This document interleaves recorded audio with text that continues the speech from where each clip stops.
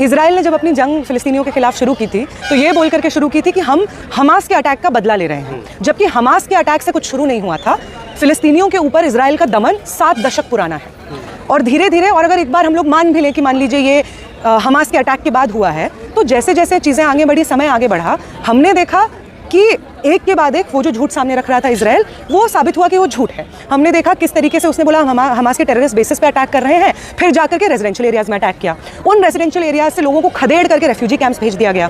Refugee camps जब जनता पहुंची तो उन रेफ्यूजी कैंप्स को बॉम्ब किया गया। उन रेफ्यूजी कैंप्स में जो लोग घायल हुए, जब वो एम्बुलेंसेज में बैठ करके अस्पताल जा रहे थे, उन एम्बुलेंसेज को बॉम्ब किया गया। जब वो अस्पताल पहुंचे तो वहाँ पे जो पेशेंट्स हैं वो जिंदा जल गए और उन डॉक्टर्स को टारगेट किया गया ताकि कोई भी वहाँ पे जो घायल लोग हैं उनको ट्रीट ना कर पाए, तो उन डॉक्टरों को भी मारा गया। हमने देखा कि गाजा में आज के समय पे कोई स्कूल बच्चे ही नहीं हैं, उन स्कूलों को बॉम्ब किया गया। तो किस तरीके का ये बदला है कि आम जनता पे, स्कूल के बच्चों को, म्यूजियम्स में, यूनिवर्सिटीज़ को, हॉस्पिटल्स को आप बॉम्ब कर रहे हैं। तो साफ सीधी बात है कि इजराइल जो मासूमियत का ढोंग रचता है वो सिर्फ एक ढोंग है, वो एक झूठ है।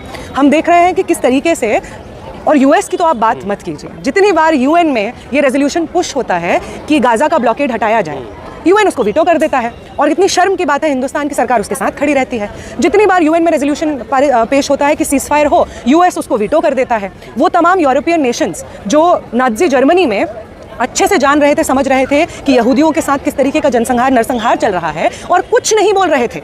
वो जो नरसंहार हुआ है जर्मनी में, वो सिर्फ नाज़ी जर्मनी और हिटलर के ऊपर नहीं है, वो तमाम यूरोपियन नेशंस के ऊपर है जो जान रहे थे कि कंसंट्रेशन कैंप्स एस्टैब्लिश किए जा रहे हैं, गैस चेंबर्स एस्टैब्लिश किए जा रहे हैं, और वो इस नरसंहार को होते हुए देख रहे थे। और आज वही देश हम देख रहे हैं फिर से फिलिस्तीनियों के साथ जो नरसंहार हो रहा है, उस वक्त चुप बैठे हुए हैं। तो वो यूरोपियन देश जो इस वक्त फिलिस्तीनियों के साथ खुद को खड़ा नहीं पाते हैं, उन देशों का नाज़ी जर्मनी का झूठ को एक्सपोज हो जाने के बाद दुहाई देने का कोई मतलब नहीं बनता है, इस प्रण का कोई मतलब नहीं बनता है कि फिर हम इस दुनिया में ऐसा नहीं होने देंगे अगर आज वो फिलिस्तीन की जनता के साथ नहीं खड़े होते। पर अमेरिका